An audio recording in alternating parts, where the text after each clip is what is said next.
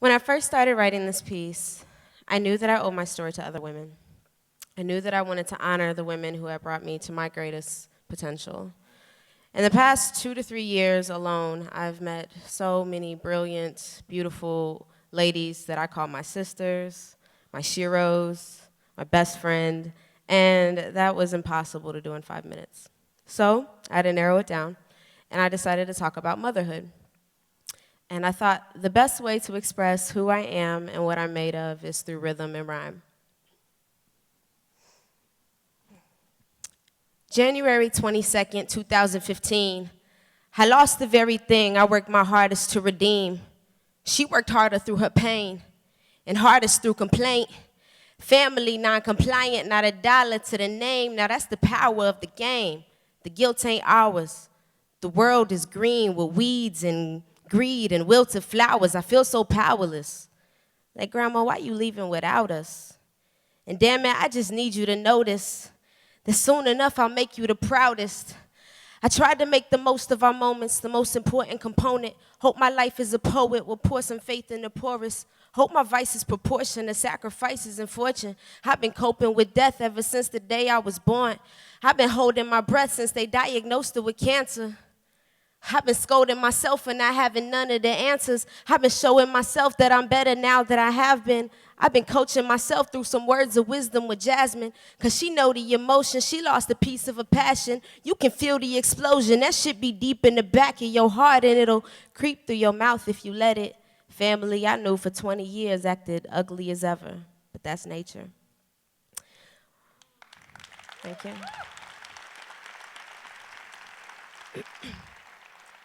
My grandma, Becky, was my favorite grandma. Let's put it out there like that. We all have one.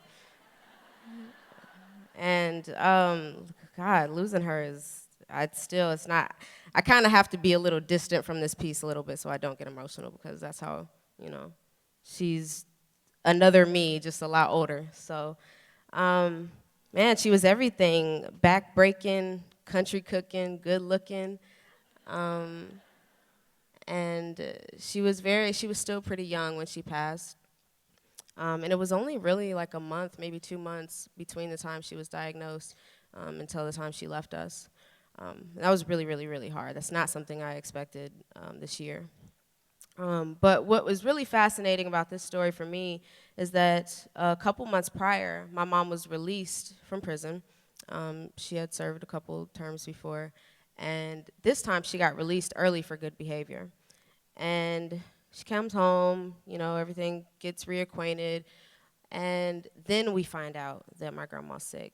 And so in that last couple of months, my mom really had an opportunity to nurture my grandma and rebuild a relationship with her that had been really rocky up to that point. And so through all of that grief and hardship, there really was a silver lining. And I don't think that my mom would have fully recovered if she wouldn't have been able to be there for my grandma.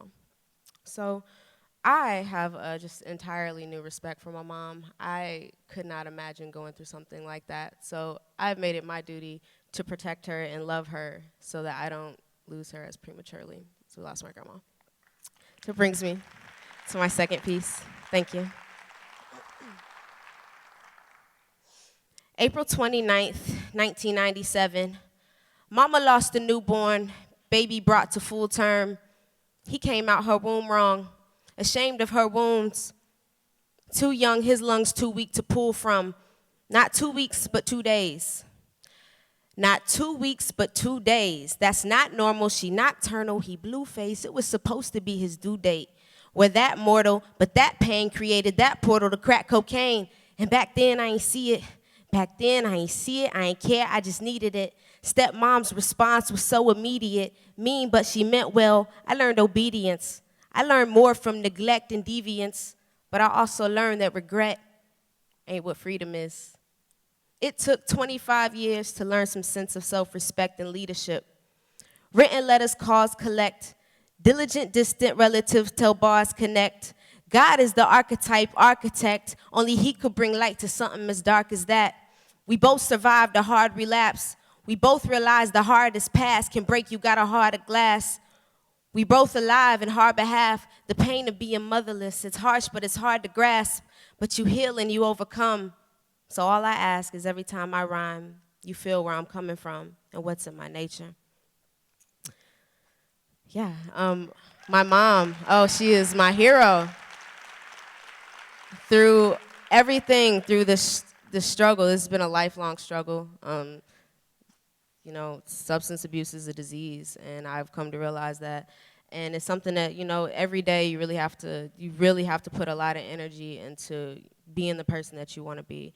And just the relationship with my mom and the relationship with my grandma has just taught me to be a giving person and a forgiving person, because that's really what love is. You have to extend that to other people. And the type of person you are extends outwards, and you allow people to be a better person the better that you are. So it has really taught me to be a better example. And in the past year alone, after losing my grandma, you know, I didn't know what was happening. I'm a musician, I do music and stuff, but this year has been incredible. I've been able to go across the country and perform. I've been presented with so many opportunities, so many beautiful people have come into my life. This has come into my life, and I can only think that my grandma is in heaven really clearing a path for me. So, thank you.